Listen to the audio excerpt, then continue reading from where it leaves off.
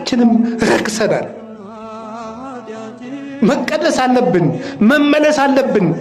ክርስትና ድራማ አይደለም። አይምሮአችን መስተካከል አለበት። ተንኮላችንን መተው አለብን። የሚያነጻን መድኃኔዓለም ነው። የምንነጻው ደግሞ ማረድ ብለን ንስሐ ገብተን ስጋውን ደሙን ስንቀበል ነው። ደሙን አፍሷል፣ ስጋውን ቆርሷል፣ ዘመንን ባርኮ ሰጥቶናል። ምን እንዲያደርግልን ነው የምንፈልገው? እንኳንስ እናንተ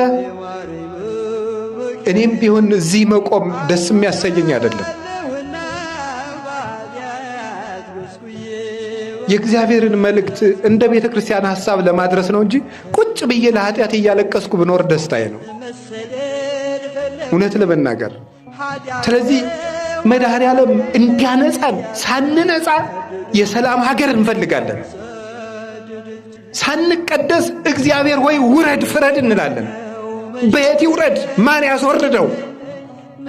ማን ያስመጣው? በራችን ዘግተን ልባችን ተቆልፏል።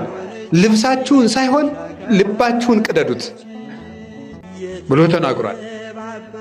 መድኃኔዓለም ሁላችንን የሚያንጻን ይቅር ይበለን፣ በምሕረት ዓይን ይመልከተን። እንግዲህ ዘመዶች ዝናሙ የሰፈሩን ቆሻሻ ሁሉ ሲያጸዳ እኛ ከነ ቆሻሻችን መስከረም እንዳይጠባ ሁላችንም ንስሐ እንግባ። እውነቴን እነግራችሁ፣ እኔም ለራሴ እገባለሁ። መድኃኔዓለም ደግሞ አንጽቶ የማይደፈርስ ውሃ ነው። ከአንድ ኩሬ 10 ሰው ቢታጠብበት ይደፈርሳል። መድኃኔዓለም ግን ዓለም ሁሉ ቢታጠብበት የማይደፈርሰው ውሃ፣ ንጹሕ ውሃ እሱ ነው። የማይጸየፈን ውሃ፣ የማይከለከል ውሃ፣ ነፍስን የሚያነጻው ውሃ፣ ልብን የሚቀድሰው ውሃ፣